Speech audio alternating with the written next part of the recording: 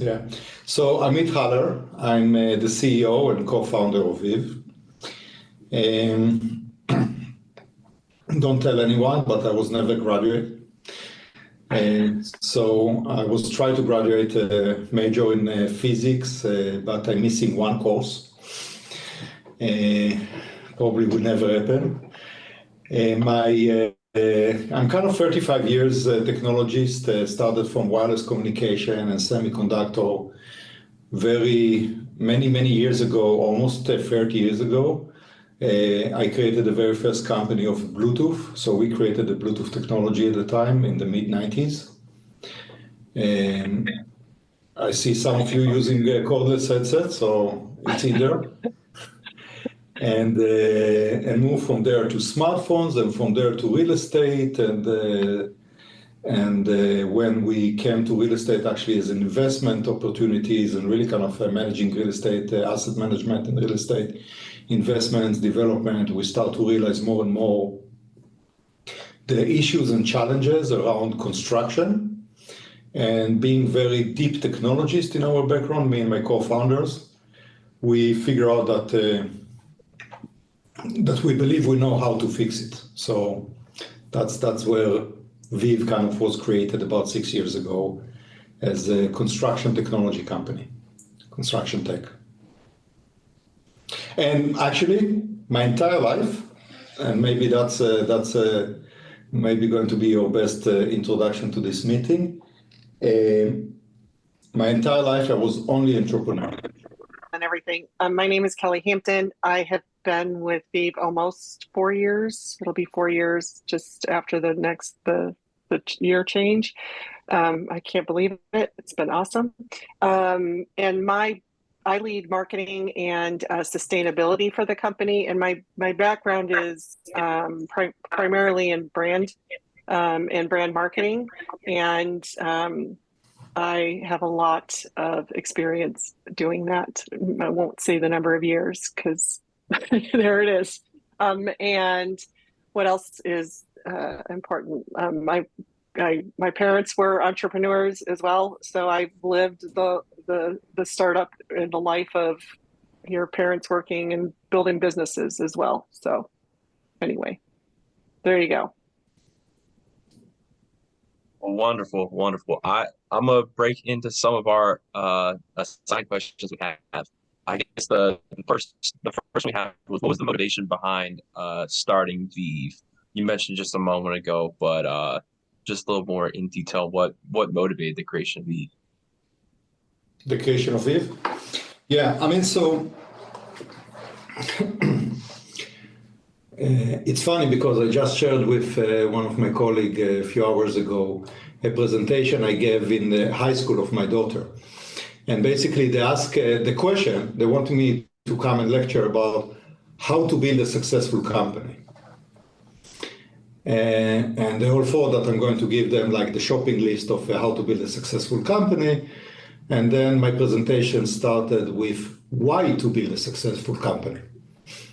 And that's the really first question you need to ask yourself. And that's related to Veev as well, right? I mean, so we become entrepreneurs for many different reasons. And different people are becoming for different reasons entrepreneurs. It's anything from, I want to control my destiny. I want to control my working hours and lifestyle. I want to become rich, right? And to make a lot of money. And I think by entrepreneurship I'll do that. And some are become entrepreneurs because they want to create products. And it's about the creation and everything else around that. Or to create a company or to create a service. The product doesn't necessarily need to be obviously a physical product. It could be a virtual product, a service, anything around that. I mean, so, and there's plenty of other reasons. I mean, so we become entrepreneurs for many different reasons. For me, it was always about I want to solve hard problems.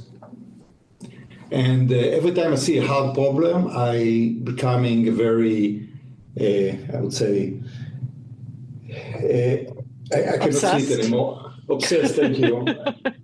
Seriously obsessed. I cannot sleep. I've witnessed this behavior regularly. Yeah. becoming obsessed. I really cannot sleep until I solve this problem, right? I love problems. And some of my colleagues actually make fun of me that when everything is quiet and there's no problems, I'm creating problems. I ignite fires so I can take them down, right? I mean, so I'm obsessed about finding a solution, etc. Now, that's why Veev was created, right? I came across this major problem, which I just said, it doesn't make sense. Or this problem need to be solved. There are problems in life that you look at them and you say they need to be solved. It doesn't make sense that we keep building the same way we built hundreds of years ago, while everything around us changed. But we are still kind of using the same wood and the same nails and the same nail gun and the same concrete and everything else around us. Which, by the way, the reason we use wood, just as an example, it's because when we came from Europe here, hundreds of years ago, not me particularly, I wasn't alive then, but when we came hundreds of years ago from Europe over here, right, and we needed to build homes, the most available building material around us was wood. And in other countries, it's concrete, and other countries, it's mud, right? I mean, so the way we build our homes in different countries, it's really have to do with, you look left and right and what's available. Now, the evolution became like that there's no wood anymore. And we need actually to drive the wood thousands of miles and sometimes internationally because the lumber is actually getting shortage. While on the other end, there's so many advanced materials and methods, but we keep doing the same thing. So when I see something like that, I cannot sleep anymore. That's driving me crazy. And I'm going all in to try to solve this problem. So that's really about passion of doing things to solve big problems. Typically, it has to do with humanity, and not trying to be kind of,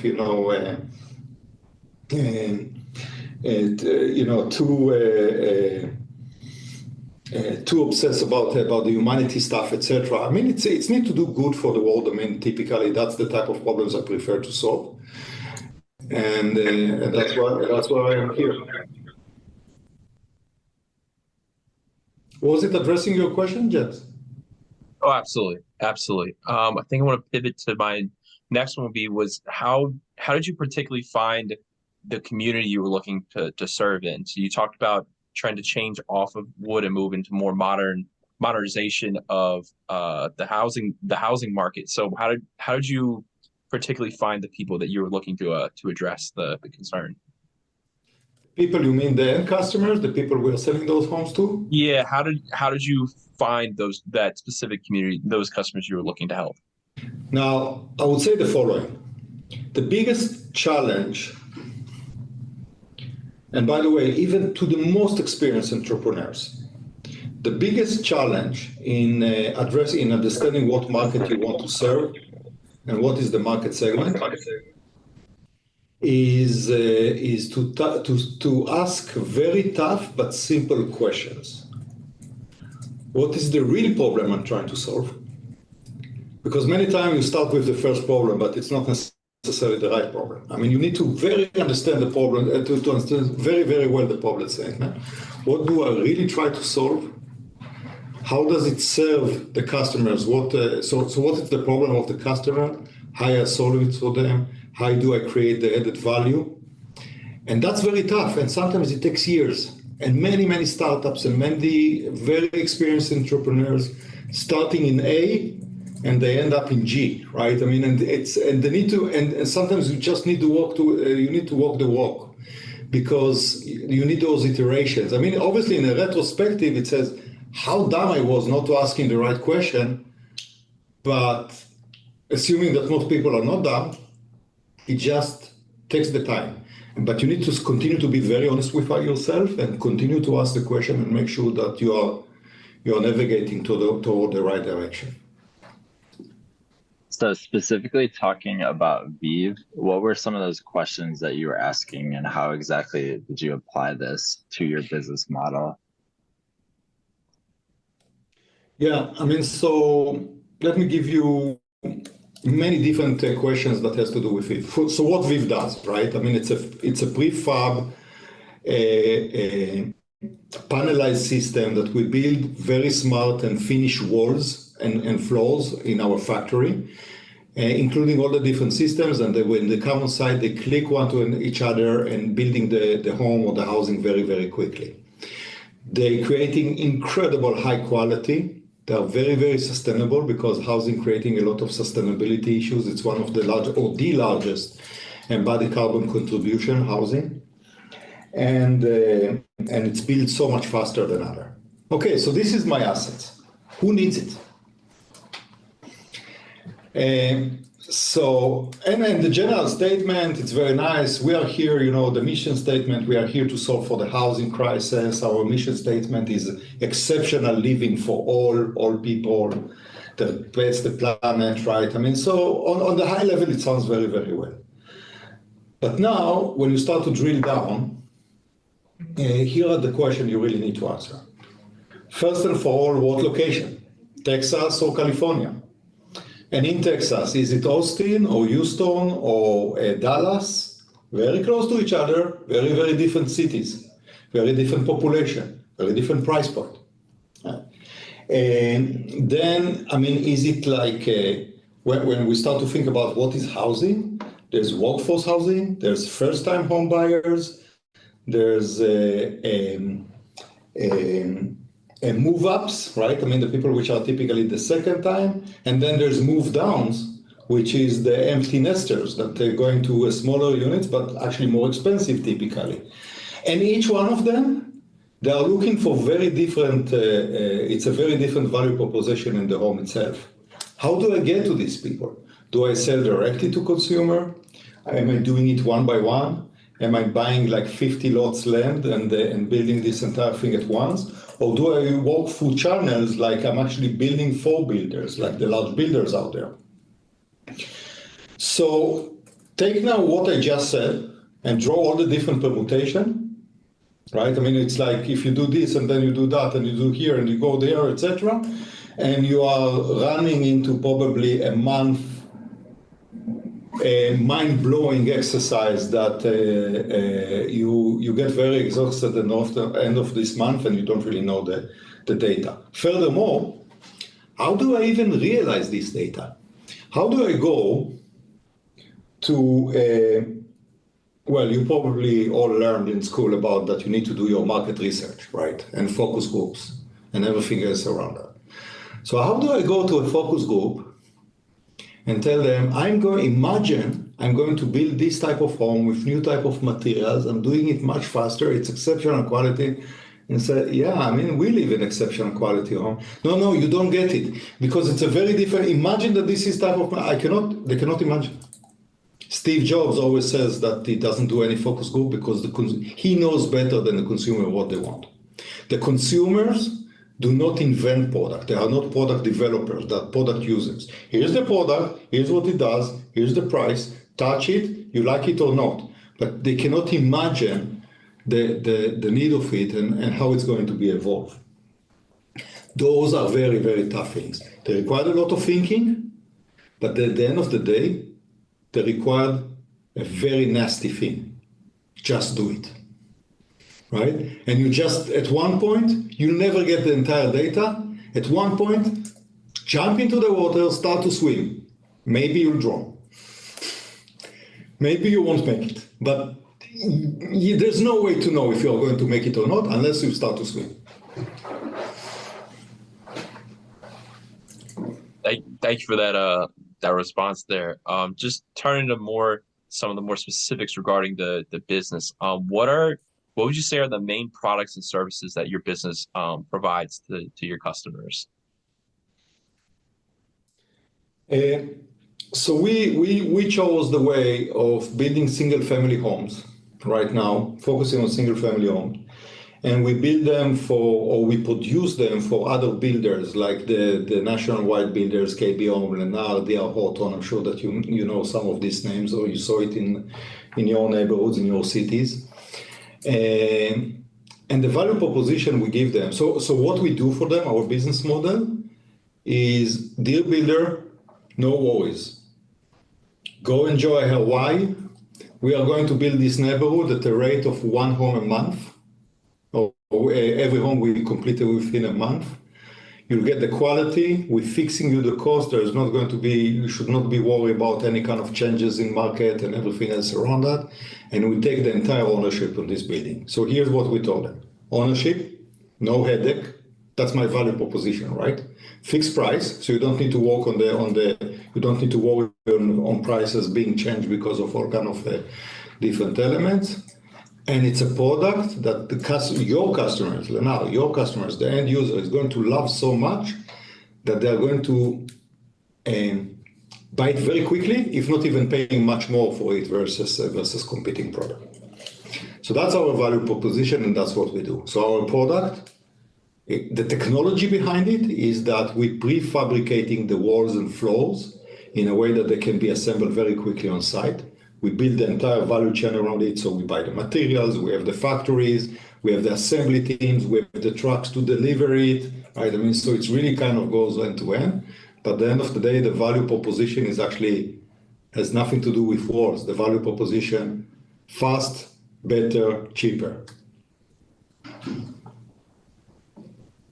And I mean, I think I'm just going to add a little bit to that, or actually ask you to. I think it's important to understand that we're in housing and we're servicing the home building industry, the developers themselves, but we're productizing the home. Nobody has done that. Nobody's even thought about doing that. So the philosophical approach to the product is very different. And I think that's an important distinction with the way we operate.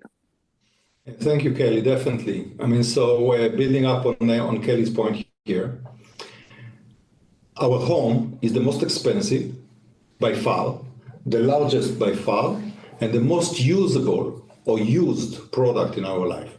2/3 of our day, we're inside the home.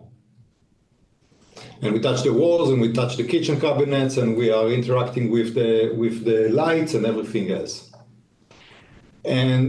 But we don't think about it as a product typically. So when people don't think about it as a product, they don't think about usability and user experience of this product and maintenance and longevity and everything else around it. It's a project, it's not a product in many people's life. Now this distinguish, by the way, it sounds like a nuance, right? Yeah, I mean, okay, we get it. Home is a product. Okay, yeah, all the homes are product. But this distinction, this nuance allowed us to think very, very differently about it. That was the thing that really took us off the main track and started to make all this and created all these different efficiencies. And let me demonstrate it to you. Most other people which are doing prefab or modular construction, they really call themselves off-site construction. So it's the same construction, just in a different location. We are not in the construction business. We are delivering homes as a product, right? It's very similar, but different enough in order to make a big dent in this entire industry. Well, you guys really hit the nail on my next one, which was going to be about the product services. But we don't use nails. Just kidding. Who are your? How do customers go about purchasing this product from you? And then, in addition to that, who are your key partners and suppliers in the industry? So again, our customers are actually the home builders, right? I mean, so the way they purchase those products is they identify a particular community that they have like 50 lots, let's say, in this community. They are choosing from different type of floor plans, different elevations, which is the look and feel, and coming together to an agreement what is going to be built and where, and what is the rate they want us to deliver this product, because they want to match the rate we deliver to the rate their customers are buying this product, which is the end user. Yeah, I mean, that's pretty much it. And then we are kind of taking over and start to deliver those products. So you asked me about strategic or special suppliers. We identified, I would say, handful materials that are very, very strategic for us. One of them is steel, as an example, because we don't use wood. It's all kind of steel structures and framing. And then you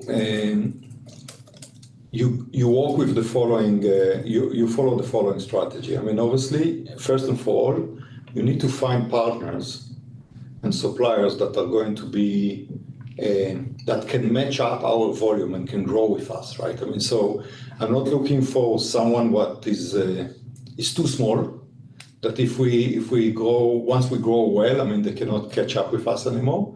And I'm not going to look to a huge one that we are going to be insignificant for them, so we're not going to get the right service. So matching suppliers and customers is very, very important in order to be, it doesn't need to be one-to-one, but it needs to be within relevant scales so you can really work together as a partners. Otherwise, any other way, any other extreme, the partnership is not going to work. And then the other things you do with suppliers is that you follow a rule which calls 70-30-0. 70% of my product or my material is going to come from my number one preferred supplier. The other 30% from the second one. And at any given time, I'm going to look for another supplier that I don't buy from them yet, but I can't come of keeping them warm in my pipeline to be ready. Why is that important? It's important because and why the 70-30 ratio kind of? It's important because if something happened to my number one supplier, and something happened could be not necessarily the supplier itself. It could be, issues between countries. It could be the Corona stuff, the COVID, that we didn't have enough containers being shipped from China to the US, but I could have shipped, let's say, if I'm looking into steel, from Canada or Mexico, which is on land, right? I mean, so you need to be able to basically balance those risks and hedge those risks by having those two different suppliers. So the first one, that's my preferred, that's the cheapest one, that's where I'm going to consume most of this. The reason the reason we do 30% from the second one is because you want to keep them strong enough so if I need, I can scale it up. I can go from 30 to 100% or to 70% or whatever it needs. Because if I'm going to make it 90-10, the 10 cannot scale up to 90. But from 30 to 90, they can scale up, right? I mean, so that's kind of the thought process. And all the time, keep searching for new suppliers. I mean, you're as good as your suppliers. So you're talking about your partners. Can you tell us a little bit about how you're connecting with your builders or your customers and how exactly your strategy aligns with getting new ones and getting them to keep using Veev as their preferred house product? This is a marketing question, I think, right? You want me to take it and you build it? So we are very organically, actually. We have spent most of our time and energy trying to get Amit and some of the other founders in well, first of all, let me back up. Some of these key target customers are investors in our company through one of their other arms. Lennar has an investment arm called Lenx. They invest in us. Same with Brookfield Properties. They have an investment arm. So while the industry is very fragmented and dispersed, it's also very small, and I would almost say collegial, like everybody knows each other. So we have the benefit of everybody knowing each other that might be our customer and wanting to and talking about us. So there's that, and then really trying to create awareness, and we primarily did that through events and event marketing, where we would get Amit or Defna or one of or Ami, our founders and key thought leaders, on stage with those folks or other thought leaders in the space that are involved in prop tech. We've had great success with the events strategy because you're one-on-one with people that you want to be connected with. And obviously, we target the events very carefully. Some of it is broad brand exposure and brand awareness, and some of it is very tactical, boots on the ground. Salespeople are going to be there. They're going to shake hands. We're going to, help amplify our story. The other thing that we have focused on is, along the event strategy, is we've started hosting our own event, an annual event, and periodic events when we're releasing a product. So that we're trying to generate, hey, this is every year. It's called Veev Assembly. We will host and launch whatever the next iteration of the product is. And PR has played a really important role in getting the word out, especially to the mid to large size opportunities. I mean, we've got great coverage, which you can look on the website. Most recently, the New York Times mentioned us, and both industry and trade, and that's really the only investment. We don't do paid media at all. I think our aperture that we need to focus on is we know what it is, and by title, and so that's what we're focused on. And the word of mouth has been very strong, which is, I didn't expect the industry to be so like I said, collegial. Like this guy, the division president at Lennar, is buddies with the division president. They play golf together. So there's this sort of network effect that has happened, but and obviously strong presence with the website. But that's been pretty much it. We're also, I will add, this is kind of new this year because we've been on the radar, and there's a lot of appetite for innovation in this space.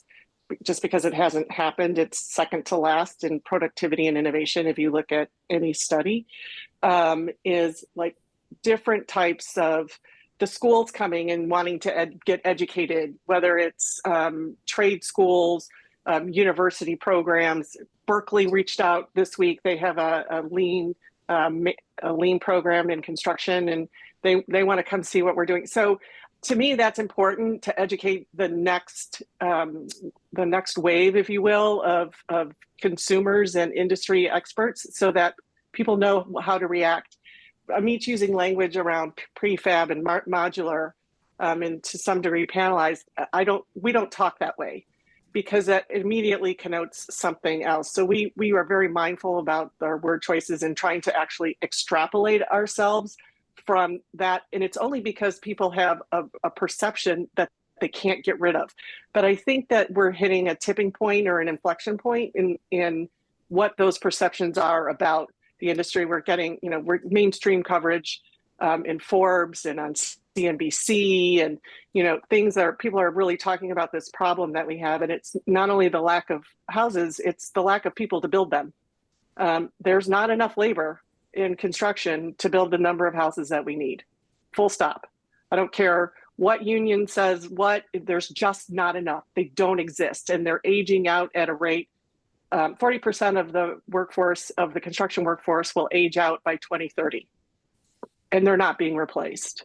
So there's the need and the desire for what we're offering is really strong. So that makes my job a little easier. What are some of the main expenses that Veev has, and how much money has the company made in a typical year? I know you're also still early in development as well. Yeah, I mean, obviously, so we are a private company, and we don't discuss details. But I can give you the general idea, right? I mean, and it's very different from company to company, obviously, and the type of company. We have quite high expenses around what we call the working capital. So basically, that's our cost of operating our factories. Part of it is rent, part of it is electricity, but actually a big part of it is actually the employees themselves, the payroll of the employees. Very large expenses around research and development. And being a technology company, that's typically where you invest a lot. And again, most of it is really employees. I mean, we have close to 80 engineers in the company. And And then there's what we call the SG&A, Sales General Administration. Just because the M letter is not there for marketing, but generally speaking, it is inclusive marketing as well.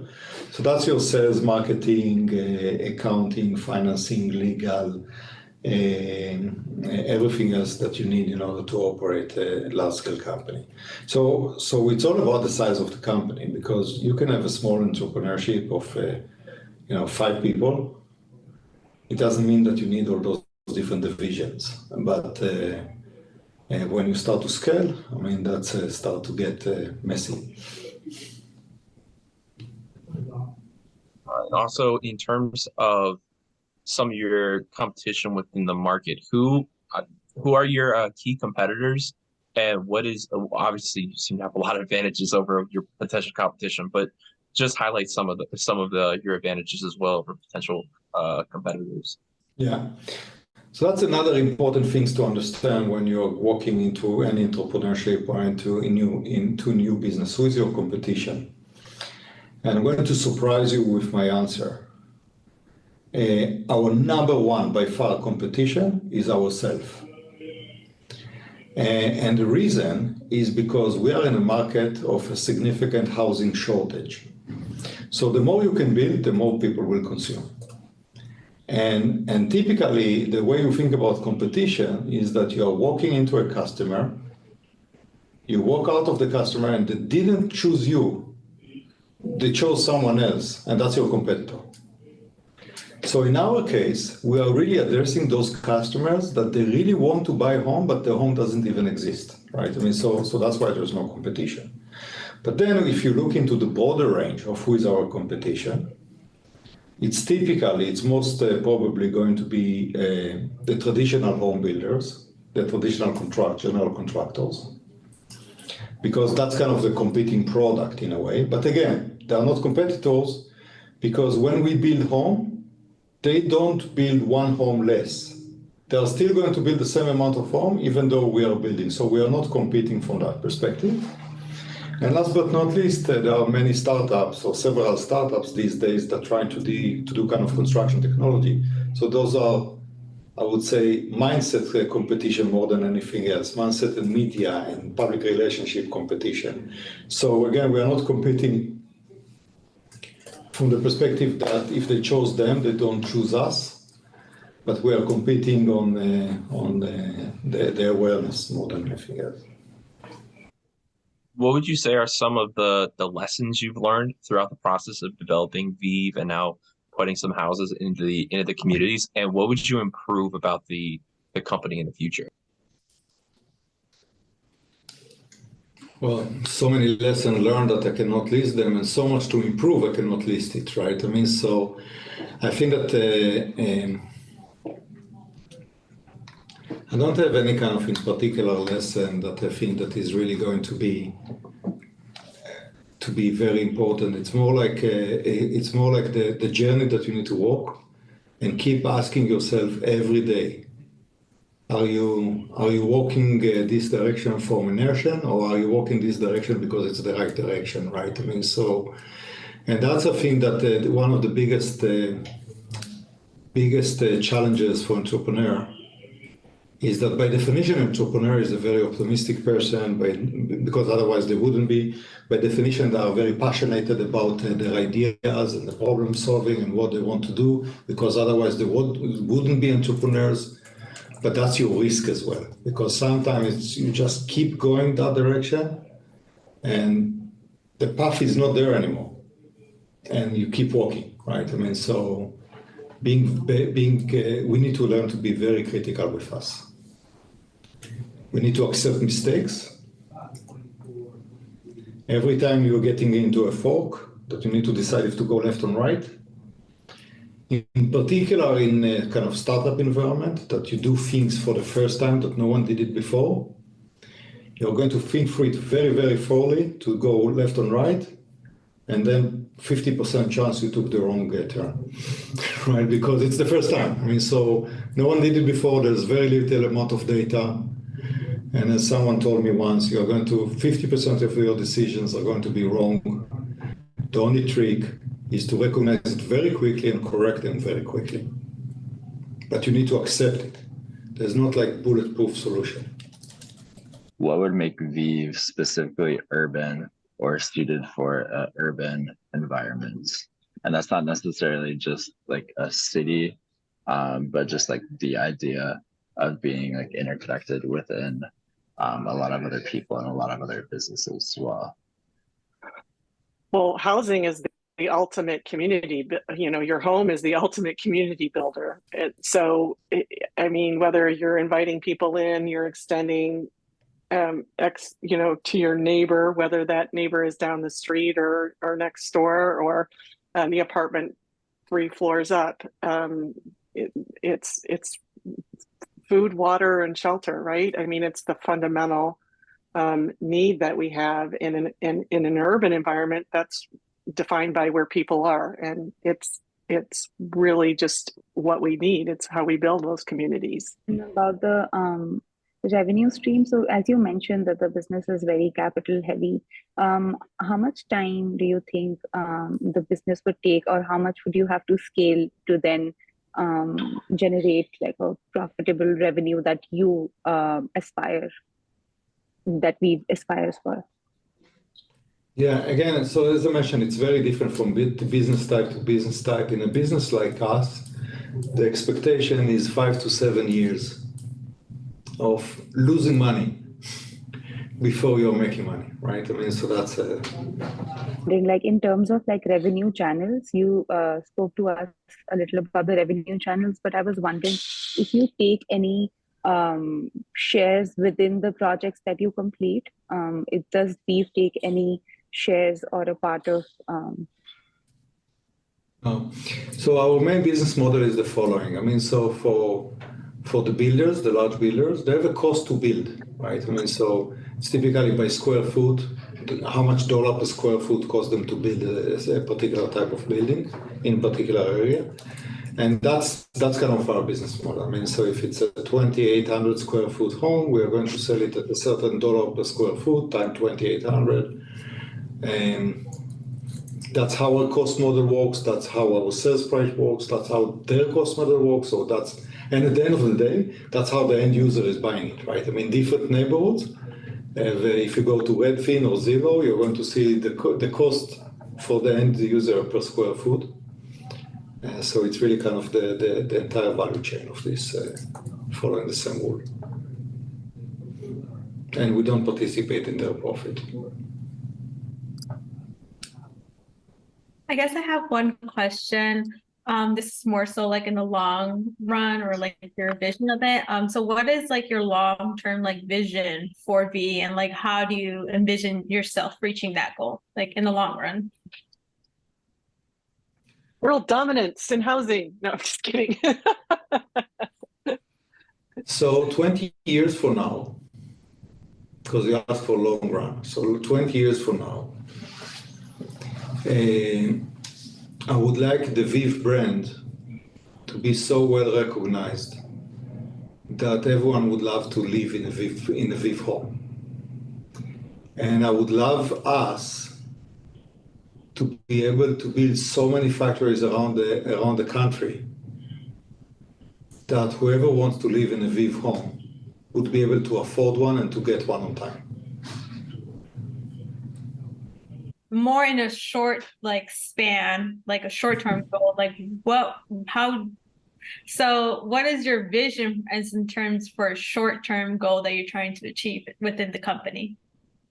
So the nice thing about a vision, it's your North Star. And the more you walk toward the North Star, the further it gets. So a vision is something that is out there and you never get there. But pointing to where you go and where's the North Star, that's becoming your compass. So vision, there's only one. So I don't have a short-term vision, long-term vision. I have different stages of execution plan, right? I mean, that's where I want to be 20 years from now.